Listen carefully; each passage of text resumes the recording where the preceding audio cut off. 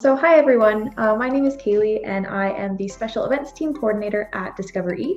So our mentor for today is Simran Ghoman. She is a master's student in pediatrics at the University of Alberta. Welcome Simran, and thank you for joining me today. Thank you for having me. So why don't you start by introducing yourself? Sure. I'm Simran Ghoman and I'm from Toronto, and I just moved to Edmonton a few years ago, where I've been studying at the University of Alberta doing my master's in pediatrics.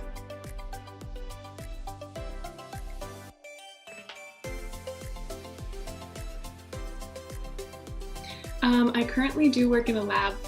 My project is more clinical medicine, so I spend half of my time at the university taking classes. I've taken some really interesting ones on how the environment impacts children's health, like how air pollution impacts children's health. And the other half of my time I spend at a lab at the Royal Alexandra Hospital.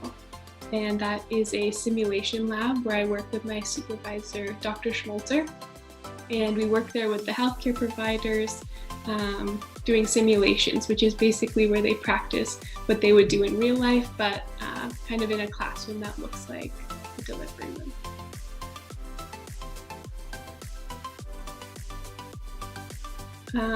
To me, science literacy means that you're understanding kind of where new knowledge is coming from. So we're always going to be learning new things, and as you go through school and even through life, new information is always getting presented to you. So I think it's really important to have those skills of like critical thinking and really getting into an understanding of why this happened, how this information, kind of came, people discovered this information, and just kind of getting an idea of the process to which knowledge is created. And then that lets you go back and kind of think, okay, does this all make sense? Is this what I think of it in a different way? So I think always just thinking about things from all different sides is a really, really important skill to have.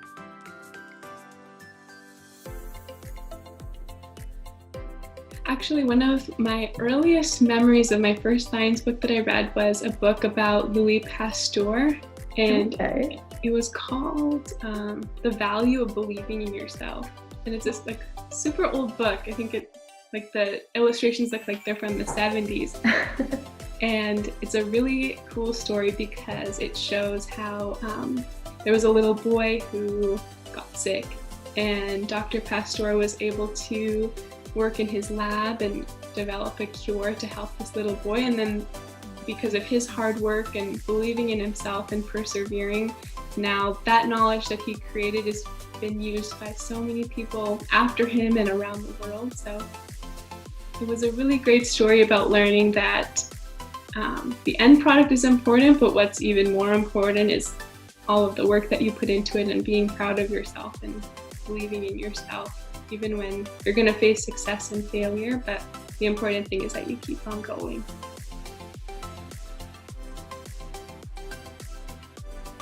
In my everyday life, I feel like it's really important.